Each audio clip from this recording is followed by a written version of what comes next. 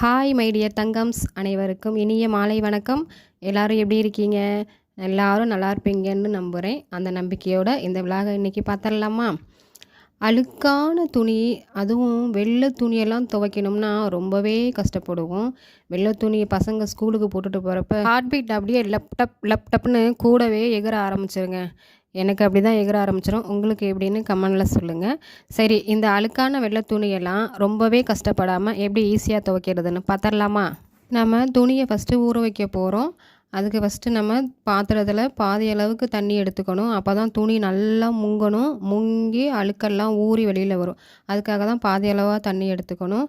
தண்ணி எடுத்துகிட்டு அதில் ஒரு சின்ன கப் அளவுக்கு, அதாவது ஒரு கைப்பிடி அளவுக்கு உப்பு, கல் உப்பை போட்டு நல்லா கலக்கி விட்டுக்கணும். அதுக்கப்புறம் நம்ம வழக்கமாக எப்போதும் போல் யூஸ் பண்ணுற சர்ப்பையும் ஒரு கைப்பிடி அளவுக்கு எடுத்து தண்ணியில் போட்டு நல்லா நுர வர அளவுக்கு, கல் உப்பும் சர்ப்பும் சேர்ந்து ரெண்டும் நல்லா மிக்ஸ் ஆகி வர அளவுக்கு கை வச்சு நல்லா கலக்கி விட்டுக்கணும். இப்போது உப்பும் சர்ப்பும் சேர்ந்து நல்லா மிங்கிள் ஆகி நல்லா நுர வர அளவுக்கு நான் நல்லா கலக்கிக்கிட்டேன். இதுக்கப்புறம் கடைகளில் கிடைக்கக்கூடிய அழுக்கு சோடா அப்படின்னு சொல்லிட்டு கடைகளில் விற்கிறாங்க. இது வெள்ளை துணியை அவ்வளோ வெண்மையாக்கி கொடுக்கும். இது எல்லா கடையிலையுமே கிடைக்கிது. மளிகை கடையில் கேட்டு வாங்கிக்கோங்க.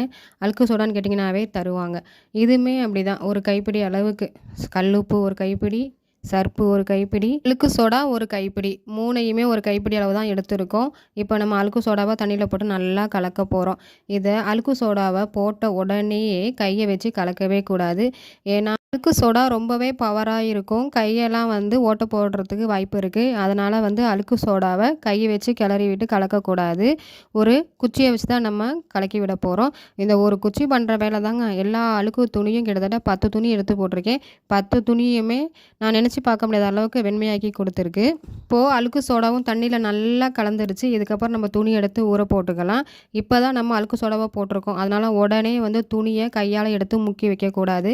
நான் குச்சியை தான் பயன்படுத்தியிருக்கேன். குச்சியை பயன்படுத்தி துணியெல்லாம் ஊற போட்டுக்கலாம்.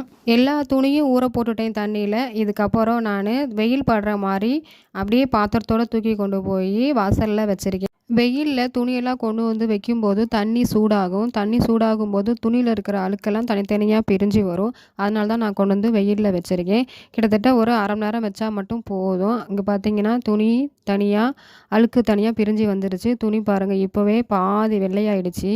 துணி நல்லா அரை மணி நேரத்துக்கு மேலேயே ஊறிடுச்சு. இப்போ துவைக்க ஆரம்பிச்சிடலாம். நம்ம மிஷின்லேயும் போட்டு துவைச்சிக்கலாம். நான் ஆனால் கையில் தான் துவைச்சி காமிச்சிருக்கேன்.